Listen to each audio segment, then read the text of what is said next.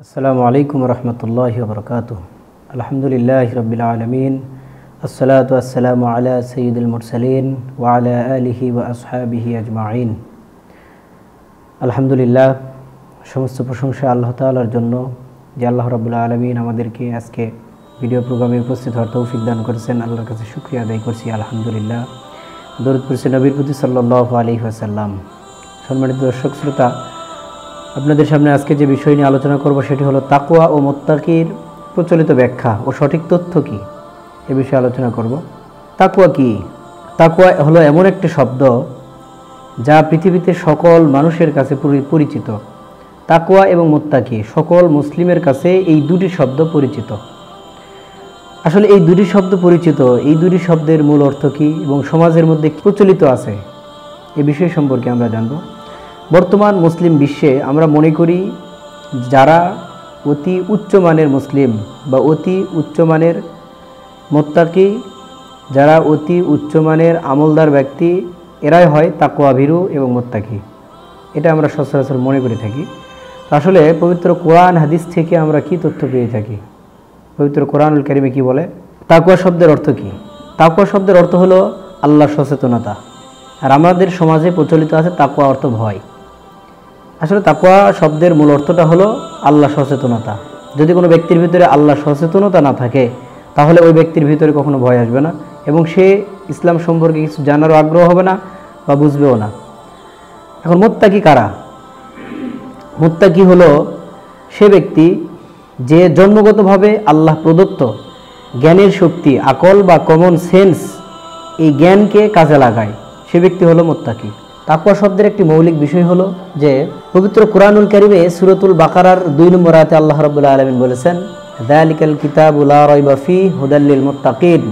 একটি আয়াতের মধ্যে আল্লাহ রাব্বুল আলামিন বলেছেন এটি সেই কিতাব যেই কিতাব সন্দেহমুক্ত, এই কিতাবের মধ্যে কোনো সন্দেহ নাই এবং এটি পথ নির্দেশিকা এবং মুত্তাকিদের জন্য একটি হেদায়েতের কিতাব। এই সূরার শুরুতে বলা হয়েছে আলিফ লাম মিম। এখানে এমন একটি শব্দ আল্লাহ তাআলা ব্যবহার করেছেন যেই শব্দের কোনো ব্যাখ্যা কেউ করতে পারবে না বা যেই শব্দ নিয়ে কেউ গবেষণাও করতে পারবে না। এটার অর্থ শুধুমাত্র আল্লাহ তাআলাই ভালো জানেন। এই আয়াতের মধ্যে মুত্তাকিদের জন্য আল্লাহ তাআলা পথ নির্দেশিকা করে এই কিতাবকে পাঠিয়েছেন এবং এই আয়াত থেকে বা এই কিতাব থেকে আল্লাহ তাআলা যেটি আমাদের শিক্ষা দিলেন সেটি হলো আমাদের জীবনকে পরিবর্তন করে মুত্তাকি হওয়ার জন্য, আল্লাহ সচেতনতা ব্যক্তি হওয়ার জন্য আমাদের কাজ করতে হবে, ইলম অর্জন করতে হবে।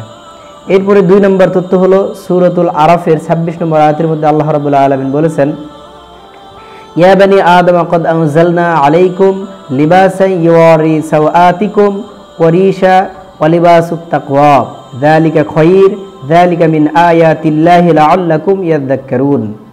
আল্লাহ রাব্বুল আলামিন বলেছেন, হে বনি আদম, আমরা তোমাদের জন্য পোশাক অবতীর্ণ করেছি যা হতে তোমাদের সতর ঢাকবে এবং এটি তোমাদের জন্য সৌন্দর্য বর্ধক একটি বিষয়। আর তাকওয়ার পোশাক হলো অতি উত্তম পোশাক। এটি আল্লাহর নির্দেশ যেন তোমরা তাকওয়াভীর হতে পারো এবং শিক্ষা অর্জন করতে পারো। তাকওয়ার পোশাক কি? তাকওয়ার পোশাক সম্পর্কে 2টি ব্যাখ্যা এসে যায়। 1 নম্বর পোশাক হলো ভুল জ্ঞানের মহা ক্ষতি হতে পারে তাকওয়ার পোশাক ব্যবহার না করলে। এরপরে 2 নম্বর ব্যাখ্যা হলো সঠিক জ্ঞান থাকা ব্যক্তির সম্পদ বা সৌন্দর্য হিসেবে বিবেচিত হতে পারে। 3 নম্বর তথ্য আল্লাহ রাব্বুল আলামিন পবিত্র কোরআনুল কারিমে সূরা আল ইমরানের 102 নম্বর আয়াতের মধ্যে বলেছেন, ইয়া আইয়ুহাল্লাযীনা আমানুত্তাকুল্লাহ হাক্কা তুকাতিহি ওয়া লা তামুতুন্না ইল্লা ওয়া আনতুম মুসলিমুন। আল্লাহ রাব্বুল আলামিন বলেন, হে যারা ঈমান এনেছো, তোমরা যথাযথ মানের তাকওয়াধারী হও এবং মুসলিম মানের তাকওয়াধারী না হয়ে তোমরা মৃত্যুবরণ করো না। এখানে আল্লাহ রাব্বুল আলামিন আমাদেরকে এমন একটি শব্দ ব্যবহার করে বললেন, মুসলিম মানের তাকওয়াধারী হয়ে তোমরা মৃত্যুবরণ করো, তা না হলে মৃত্যুবরণ করো না। এরপরে আসুন আমরা হাদিস দ্বারা কিছু তথ্য জেনে নিই। 1 নম্বর তথ্যের মধ্যে আমরা যে তথ্যটি পেয়ে যাই, রাসূল সাল্লাল্লাহু আলাইহি সাল্লাম বলেছেন যে হুরায়রা রাদিয়াল্লাহু তাআলা আনহু তিনি রাসূল সাল্লাল্লাহু আলাইহি সাল্লামকে জিজ্ঞেস করলেন, মানুষের মাঝে সবচেয়ে মর্যাদাশীল ব্যক্তিকে? রাসূল সাল্লাল্লাহু আলাইহি সাল্লাম বললেন, তাদের মধ্যে যে অধিক উৎকর্ষিত তাকওয়া সম্পন্ন ব্যক্তি সেই হলো আল্লাহর কাছে মর্যাদা সম্পন্ন ব্যক্তি। সুবহানাল্লাহ। এরপরে 2 নম্বর তথ্য হলো হযরতে সামুরা বিন জুনদু রাদিয়াল্লাহু তাআলা আনহু থেকে বর্ণিত, রাসূল সাল্লাল্লাহু আলাইহি সাল্লাম বলেন যে মানুষের আবিজাত, বংশক্রম, সম্পদ এইগুলি হলো মানুষের মহানুভবতার তাকওয়া। এই হাদিসের ছোট্ট একটি ব্যাখ্যা আমরা পেয়ে যাই, সেটি হলো মহানুভবতার মধ্যেই মানুষের তাকওয়া ভীরু মানুষ হয়ে যায় বা আল্লাহ সচেতনতা ব্যক্তি মানুষ অর্জন করতে পারে।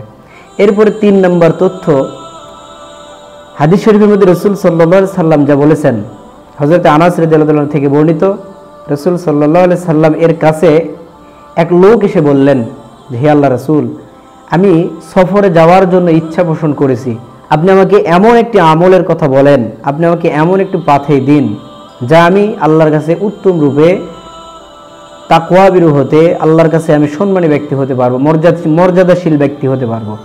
রাসূল সাল্লাল্লাহু আলাইহি সাল্লাম বললেন যে আল্লাহ তাআলা তোমাকে তোমার তাকওয়ার পথেই আল্লাহ তাআলা তোমাকে দান করুক। সুবহানাল্লাহ। এরপরে রাসূল সাল্লাল্লাহু আলাইহি সাল্লামকে ওই ব্যক্তি বললেন যে ইয়া রাসূলুল্লাহ, আপনি আরো কিছু আমাকে তথ্য দিন, যে আরো কিছু আমাকে পাথেয় দিন। আল্লাহ রাসূল বললেন, তোমাকে আরো বেশি পাথেয় আমি দিলাম। রাসূল সাল্লাল্লাহু আলাইহি সাল্লাম বললেন, আল্লাহ তাআলা তোমার সমস্ত গুনাহকে ক্ষমা করে দিন। ওই সাহাবী বললেন আমিন। এরপরে রাসূল সাল্লাল্লাহু আলাইহি সাল্লামকে ওই সাহাবী আবার প্রশ্ন করলেন, ইয়া রাসূলুল্লাহ, আপনি আরো কিছু পাথেয় দিন। ওই সাহাবী বললেন যে তোমার পিতামাতা তোমার প্রতি উৎসর্গ হোক।